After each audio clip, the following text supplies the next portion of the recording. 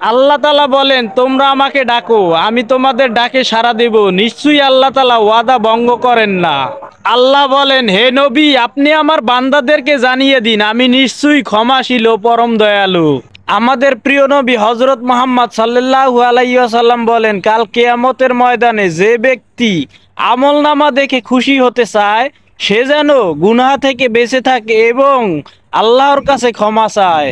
আমাদের প্রিয় নবী, দয়ার নবী, মায়ার নবী, রহমতের নবী বলেন, যে আমার উপরে একবার দুরূদ পাঠ করলো, আল্লাহ তাআলা তার উপরে 10 বার রহমত নাজিল করলো। সুবহানাল্লাহ। হযরত ওমর রাদিয়াল্লাহু তাআলা আনহু থেকে বর্ণিত হয়েছে, কারো সাথে খারাপ ব্যবহার করো না, কারণ মৃত্যুর আগে হয়তো ক্ষমা চাওয়ার সুযোগ পাবে না।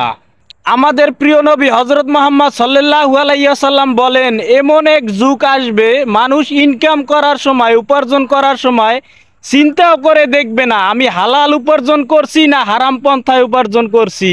কিয়ামতের দিন যাদেরকে প্রথমে জান্নাতের দিকে আহ্বান করা হবে, তারা হলো ওই ব্যক্তি যারা সুখে দুঃখে সবসময় আল্লাহর শুকরিয়া আদায় করেন এবং আল্লাহর প্রশংসা করেন। সুবহানাল্লাহ, আলহামদুলিল্লাহ। নিশ্চয়ই আমি আল্লাহ তাআলা ভয়, ক্ষুধা, ধন সম্পদ এবং জীবনের বিনিময়ে তাদের পরীক্ষা নিব। হে নবী, আপনি ধৈর্যশীলদের সুসংবাদ দিন।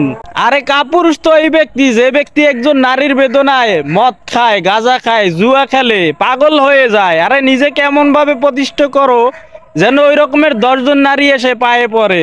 আমাদের প্রিয় নবী হযরত মুহাম্মদ সাল্লাল্লাহু আলাইহি ওয়াসাল্লাম বলেন, আযান এবং ইকামতের মধ্যবর্তী সময়ে দোয়া ফিরিয়ে দেওয়া হয় না।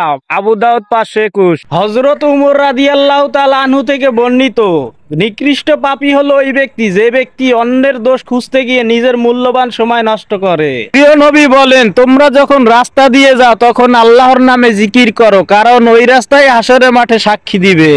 নবী, তাদেরকে আপনি বলে দিন, যারা ইসলামকে খণ্ড বিখণ্ড করেছে তাদের সাথে আমার কোনো সম্পর্ক নেই। সূরা আনাম।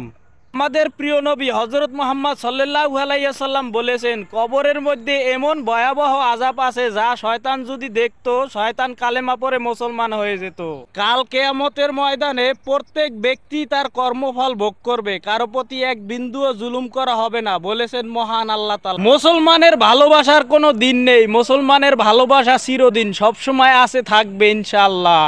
আমাদের প্রিয় নবী, দয়ার নবী, মায়ার নবী, রহমতের নবী বলেন, যে আমার উপরে একবার দুরূদ পাঠ করলো, আল্লাহ তাআলা তার উপরে 10 বার রহমত নাজিল করলো। সুবহানাল্লাহ। আমাদের প্রিয় নবী হযরত মুহাম্মদ সাল্লাল্লাহু আলাইহি ওয়াসাল্লাম বলেন, এমন এক যুগ আসবে, মানুষ ইনকাম করার সময়, উপার্জন করার সময় চিন্তাও করে দেখবে না আমি হালাল উপার্জন করছি না হারাম পন্থায় উপার্জন করছি। নিশ্চয়ই আল্লাহ তাআলা তোমাদের দেহ এবং আকৃষ্ট দেখেন না, বরং তিনি তোমাদের অন্তর এবং আমল দেখেন, বলেছেন মহান আল্লাহ তাআলা।